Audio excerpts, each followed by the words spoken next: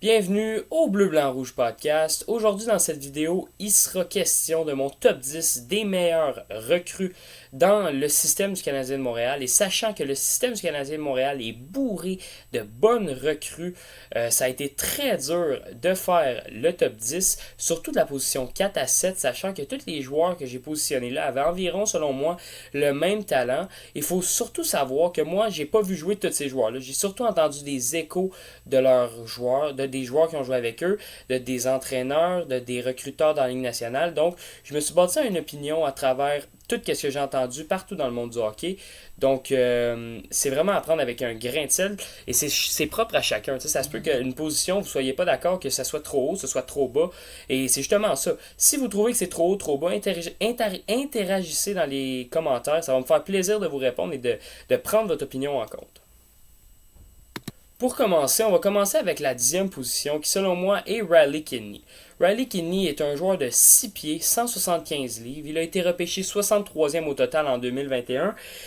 Et il a joué dans la LHJMQ avec le Titan d'Acadie Batters, a été échangé ensuite avec les Olympiques de Gatineau. Avec les Olympiques de Gatineau, en fin de saison, en 29 matchs, il a fait 14 buts, 51 passes pour un total de 65 points. C'est plus que 2 points par match.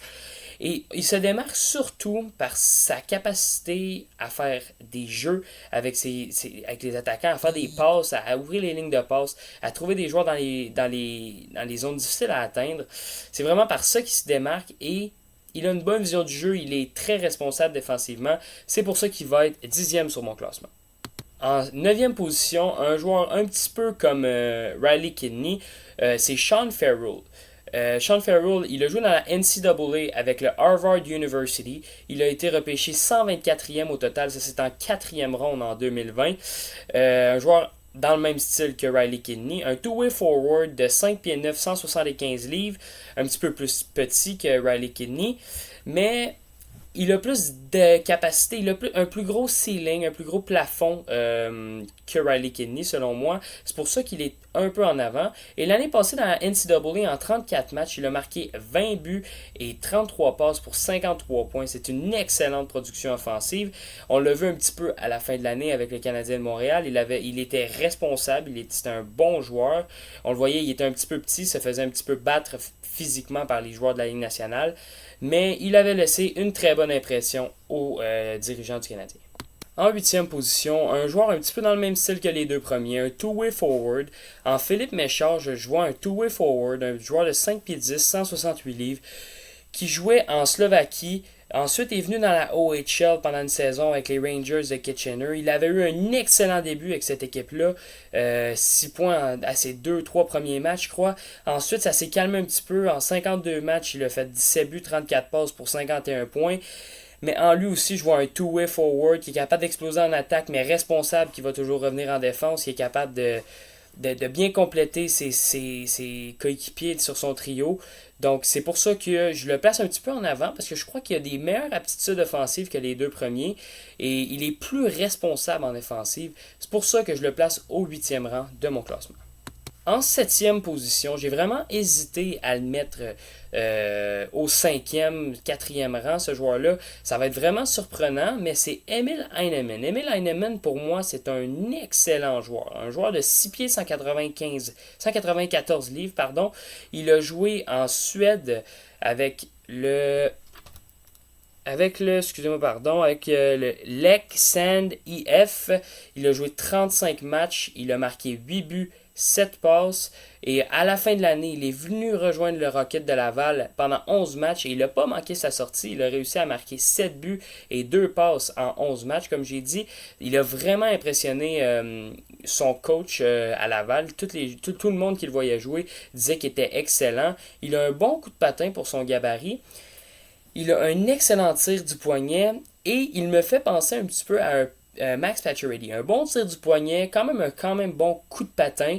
C'est pas le gars qui va exploser, qui va aller plaquer tout le monde dans le coin, même avec son gabarit quand même imposant. Mais il est capable de mettre des buts sur le tableau. Owen Beck arrive au 6e rang de ce classement, un gars de 5 pieds 11, un gars de 191 livres qui avait vraiment impressionné au camp des recrues et au match préparatoire dans le camp d'entraînement. Il avait vraiment impressionné par son aspect à gagner des mises au jeu, par son aptitude aussi à bien contrôler le jeu, à bien revenir en défense, à prendre les bonnes décisions en défensive. Il a joué avec les Mississauga Steelheads en début de saison et ensuite a été avec les Peaties de Petersburg. En série, en 22 matchs, il a réussi à avoir 8 buts, 8 passes, 16 points. C'est excellent, sachant que c'est un two-way forward. C'est vraiment une production offensive qui est vraiment quand même étonnante. Comme je vous l'ai dit, Owen Beck, c'est quand même une bonne production offensive, mais faut vraiment se mettre en tête qu'il n'a pas été repêché pour sa production offensive, il a été repêché justement pour plus son apport défensif au jeu, plus son apport à gagner des mises au jeu. Il a été repêché 33e au total au repêchage de 2022. Ça peut s'avérer plus tard dans sa carrière un vol de la part de Kent Hughes, parce que 33e au total en début de deuxième ronde pour un joueur qui pourrait jouer sur ton top 9, top 6, avoir une bonne production offensive et bien jouer défensivement, un peu à la style de Philippe Danault au 33e rang, ça pourrait être vraiment un vol. En 5e position, un joueur que j'affectionne particulièrement depuis quelques années, je vais mettre Joshua Roy. Joshua Roy est un joueur de 6 pieds 193 livres. Il a joué avec les Sea Dogs de Saint John, où qui n'avait pas une bonne éthique de travail. C'est un peu pour ça qu'il s'est fait repêcher en 5e ronde, 150e au total. À cause de son éthique de travail, c'est ça qui lui a coûté un petit peu des rangs au repêchage, parce que sinon je pense qu'il aurait pu monter dans les rangs des recruteurs. Mais ensuite, il a été changé au Phoenix de Sherbrooke, où à sa première saison, en 66 matchs, il a récolté 51 buts, 68 passes pour un total de 119 points. Et à sa deuxième saison, il a récolté en 55 matchs, 46 buts, 53 passes pour un total de 99 points. Il faut retenir que c'est pas le meilleur patineur, mais il est toujours bien placé, ce qui l'avantage. C'est justement pour ça que son patin ne paraît pas trop, c'est parce qu'il est toujours placé aux bons endroits, à recevoir les rondelles, à faire les bons jeux. C'est un bon fabricant de jeu, puis il a quand même un bon tir, donc ça va être dur pour les gardiens de savoir s'il va tirer, s'il va passer à un de ses coéquipiers. Donc c'est pour ça qu'il est au 5e rang, même que moi, des fois, dans les années précédentes, je le plaçais un petit peu plus haut sur ma liste. Joshua Roy à cause justement de toutes les qualités qu'il amène en offensive. Maintenant, au 4e rang, vient Kaiden Goulet. Kaiden Goulet, on l'a vu avec le Canadien l'année passée, en 44 matchs, il a réussi à récolter 4 buts, 14 passes pour un total de 18 points. On l'a vu, il est très intelligent, il a un bon coup de patin pour son gabarit, il est 6 pieds 2, 205 livres. Il transporte bien la rondelle, une bonne première passe. Dans son style de jeu, c'est peut-être un petit peu poussé et trop tôt pour avoir cette comparaison-là. Mais dans son style de jeu, il me fait un petit peu penser à un Victor Hedman. C'est un gars quand même assez qui est capable de jouer robuste, qui a une bonne passe en sortie de zone, qui est capable de contrôler la rondelle, un bon corps arrière, un gros gabarit. C'est pour ça qu'il me fait un peu penser à Victor Hedman, comme j'ai dit. Mais un top 4 pour Kaiden Goulet, c'est une excellente position. Je pense que justement, dans la Ligue nationale, ça va être un gars de top 4. Ça va être un gars qui va jouer sur un top 4 dans n'importe quelle équipe qui va passer.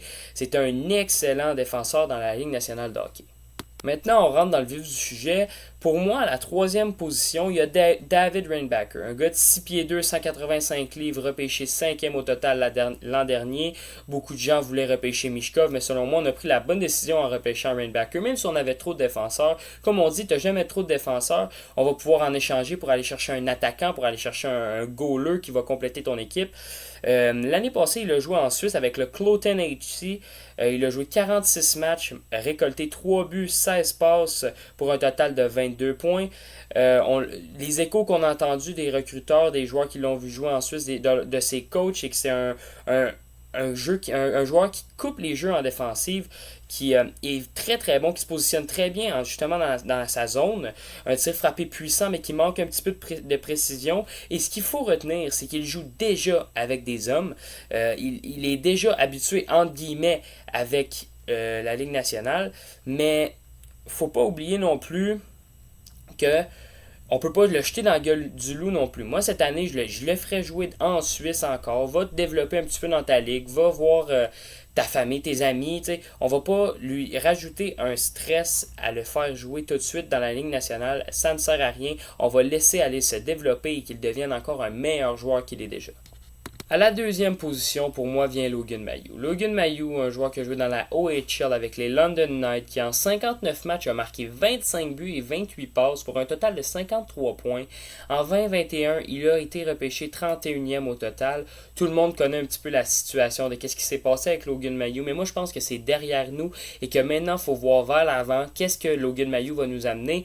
Logan Mailloux, un gars de 6 pieds 3, 208 livres, un gars qui transporte bien la rondelle, qui est capable de jouer physique, qui a des bonnes mains, qui est capable de déjouer des joueurs facilement.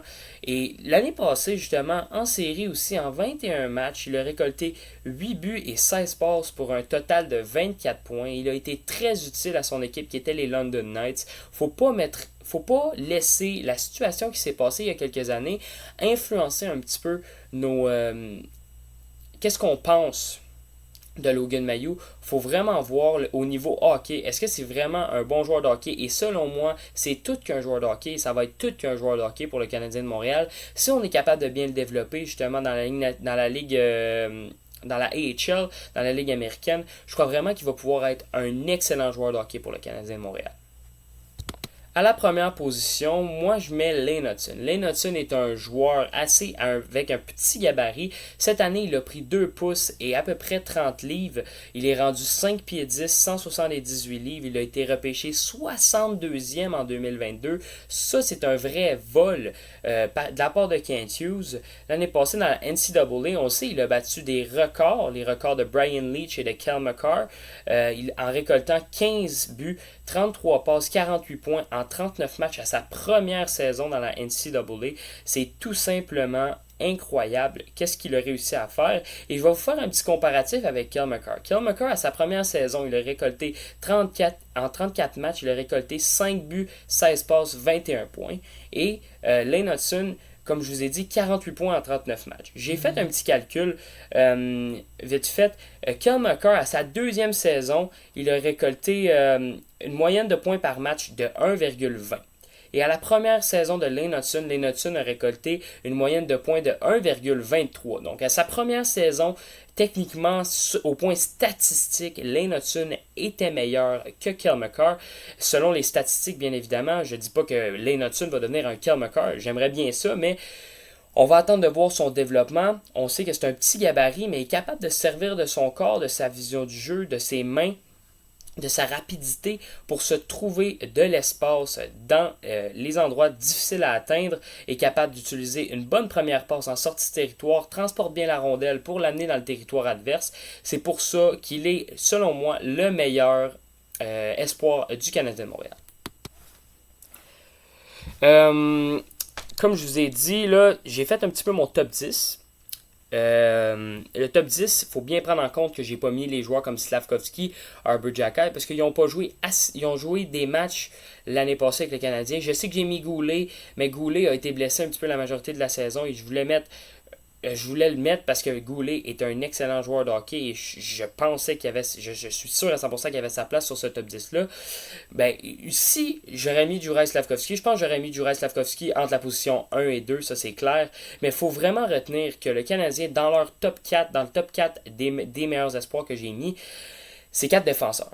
Le Canadien de Montréal, dans 2-3 ans, selon moi, leur défensive va tout simplement être incroyable, va être une des meilleures défensives de la Ligue.